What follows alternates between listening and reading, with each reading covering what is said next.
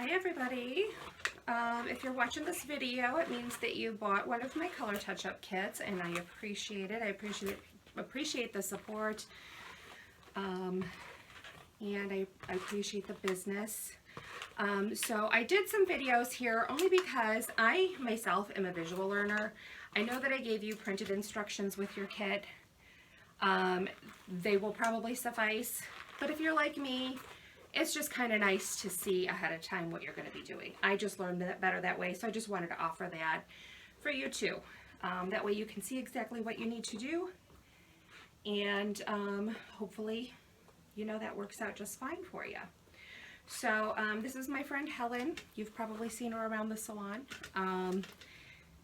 She's pretty quiet, so we probably won't hear anything from her. And I'm going to show you how to do a full color touch-up. Now this is something that you can do by yourself. However, when you get to the back of the head, it's easier to have somebody to help you. So if you have somebody at home who lives in your house, like please don't have anybody come over to your house. But, you know, if you have somebody at home who can help you, you know, whether it's a spouse or, you know, a teenage daughter, you know, whatever, that might be easier for you. But it can be done. It can be done by yourself. And I'll give you a couple little tricks. But this is basically what we're going to be doing, is just covering all of your new growth. Now most people grow about a ½ inch a month. So if it's been a couple months since you've seen me, you probably have a good inch of regrowth at this point. More if it's been longer since I've seen you.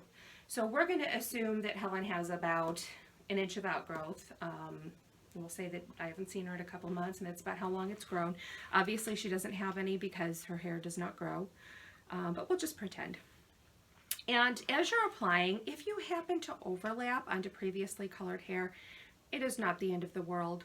You know, try not to as best you can. If you get some on the previously colored hair, your hair isn't going to fall out. It's not going to melt off. It'll be fine. So the thing is though, is if you have highlights or if you have like a multi-dimensional color, it will cover that. So you want to try not to pull through if you can. You know, try to just as best as you can get it just on your new growth. But sometimes that is impossible, especially when you're doing it yourself. So, but we won't worry about it. So anyway, the first thing that you need to do is part your hair into 4 quadrants. So your first part is going to go from the middle all the way to the nape, straight down. So basically you're just dividing your hair in half. Does not have to be perfect. There is no reason in the world that it has to be perfect. Absolutely none. It will make no difference whatsoever. We are just making the hair easier to manage, helping you keep track of your hair, what you've colored, what you haven't colored. It's just making it easier. So if you do not part directly down the center and it's a little off center, that is totally fine. Don't sit there all day trying to make a perfect part, because it's not a big deal. So I gave you a couple clips in your kit. So right now, just take one of them and just get half of the hair out of the way. Okay. So now what we're going to do is part ear to ear. Whoops, sorry. I'm breaking Helen's neck here. There we go. So you're going to take this section and just comb it down, and you're going to find the back of your ear. So Helen's ear is right here. That's the back of her ear, right there. So you're going to take your comb and you're going to put it vertically right behind your ear. And then you are going to just roll it upward to that top part. Put your finger right there. And right there, straight down, is where you're going to part. So it's going to go from that little spot that you just marked with your finger to right behind the ear. Again, does not have to be perfect. It's okay if it's not. So what I'm going to do now is I am going to take this section of hair, this back quadrant here, and I'm going to clip it out of the way.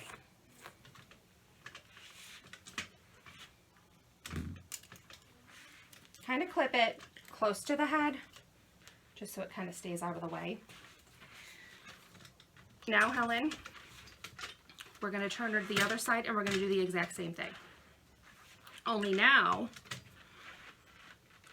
we don't have to figure out where that point is up here because we can see it just from where we ended the last part. So from that part down, we are just going to part right down to behind Helen's ear again. So there we go. We've got a part behind her ear. And we are going to take this back quadrant now and we are going to clip it out of the way. Okay, so what we're going to do first is we're just going to be working in these front sections, okay?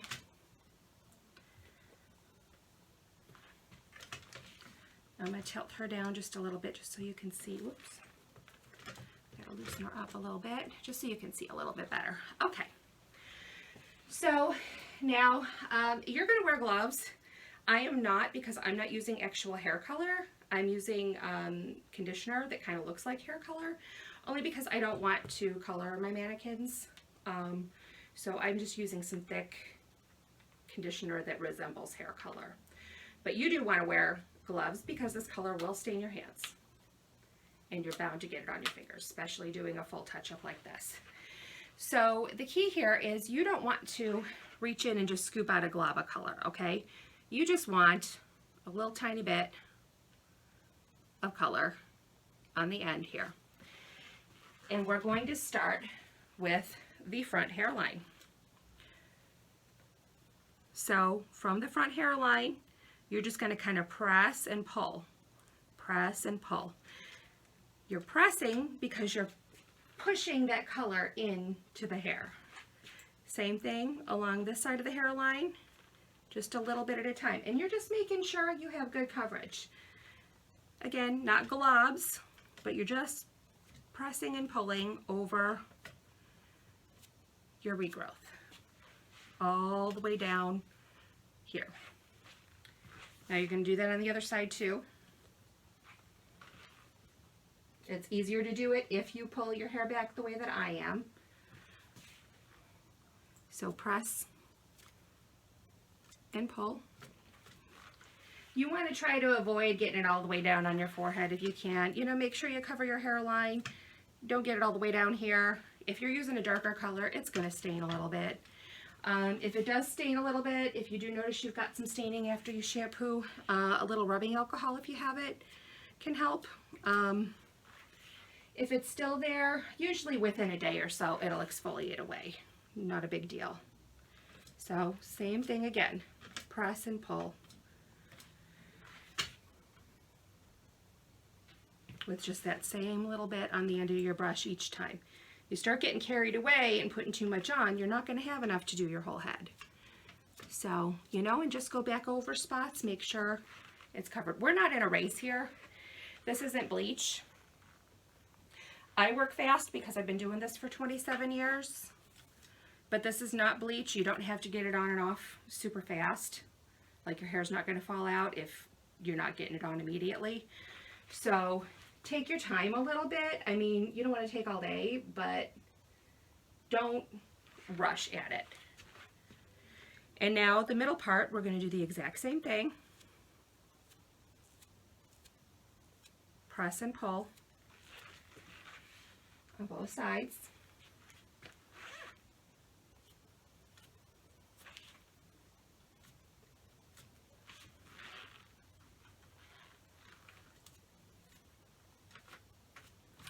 And then you're going to have this part back here. And you're going to do that part also. Press and pull. can see.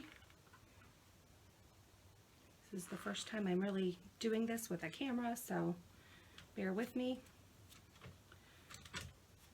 You'll pull that hair forward and press and pull and cover. All right, and you're doing the exact same thing on the other side too.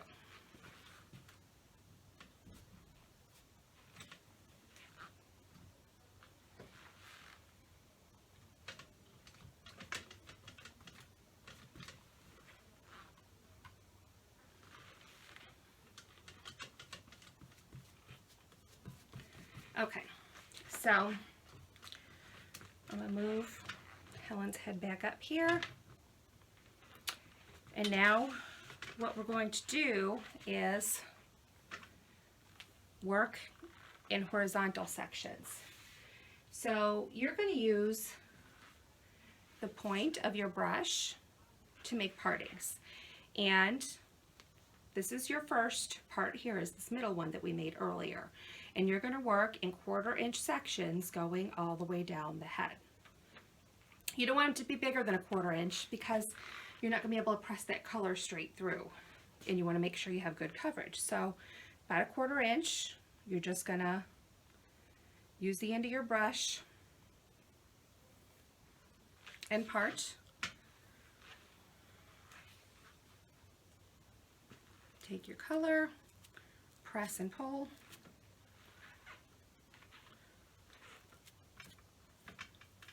Make sure you get both sides of the part there. I'm going to speed it up a little bit. You do not have to work this fast. Take your time. Again, another 1/4 inch parting. Pull it back. Press and pull. Now I'm using conditioner, so it probably spreads a little bit easier than Color Wheel. If you need more, go ahead and dip your brush in and get a little bit more. You want to make sure you have good coverage. You just don't want to have globs of color. Again, 1/4 inch parting.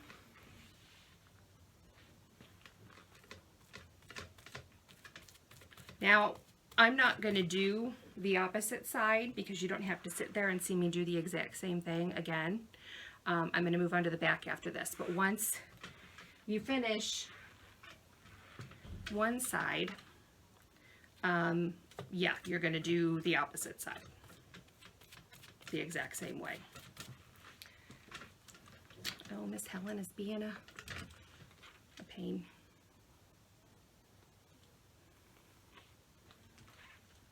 You may see that I do this differently in the salon. I may take longer sections and work my way down.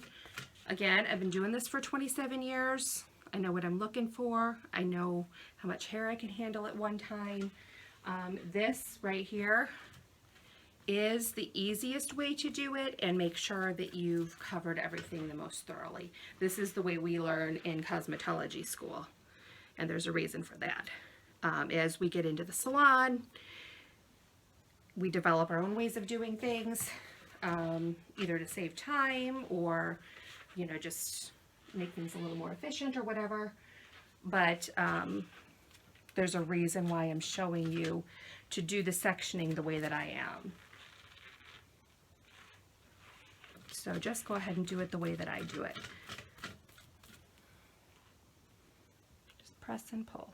And then we're going to work all the way down in 1/4 inch sections, all the way down to here. So you're going to make sure you cover all that too.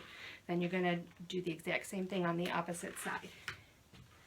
I'm going to show you what we're going to do. Let me regroup her here. Once you have both of these sections done, you want to kind of like spread the hair out a little bit. You want to get the oxygen to those sections. So just kind of lift them up and just leave them. All right, so we'll go ahead and move on to this quadrant here. And again, I'll show you one quadrant. It'll be the exact same thing for the second back quadrant. All right. So now you are going to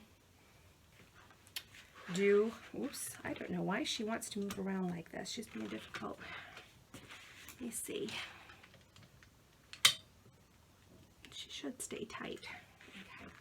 So anyway, yeah, you're going to do this middle parting in the back, or you're going to have somebody do it for you. The best way, if you're doing it yourself, to know, I wish she would hold still. I don't know why she's not. Let me see if I can't put her back on here. The best way to tell if you are on the section that you should be on, if you have to do this yourself, is by touch. Okay, so, and this is why it'll be important for you to wear gloves right now too. So you're going to be able to feel where that part is with your thumb. Okay, so you're going to feel it and then apply. You know, make sure you can feel that, and you can just kind of follow behind your thumb and press and pull right in there. All right, you're going to do the same thing here.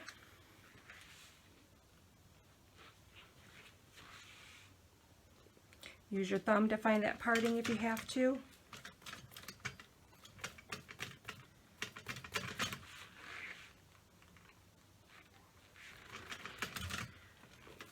And then, again, you're going to work in vertical sections, 1/4 inch. So this point up here, you're going to see that point, that's going to be the top of your vertical sections, okay? So you're going to start with that little point. And again, if you have to, use your thumb, feel where that little parting is, and apply on either side of it. Take your next 1/4 inch section. Again, feel where that parting is if you have to. You know, of course, reload your brush with color if you have to. Work down, find your parting, apply. Okay. And again, where I left off, we're just doing 1/4 inch partings vertically all the way down to the hairline. So you're going to do it all the way to the bottom. Make sure you get that hairline. Once you have this section done, you're going to go ahead and start at this top point here and work in vertical sections going down this way again. So, and then of course, once that's all done, just like you did in the front, you're going to go ahead and just pick that hair up. Make sure the air can get in there, and then you're just going to leave it. Timing. This is permanent hair color, which is what I ordinarily would use on you. And I process faster in the salon. The reason being is I use a color accelerator. I also use heat, which the accelerator requires. Using heat without an accelerator does nothing. So even if you put a blow dryer or something on it at home, that's not going to make it process faster. So you're just going to have to process at the normal speed. I usually process colors anywhere from 10-20 minutes. You're going to have to process from 30 to 45 minutes since you don't have an accelerator. So if you don't have any gray, you can process for 30 minutes. If you have gray, especially a significant amount of gray, you want to go more like 45 minutes. And then shampoo.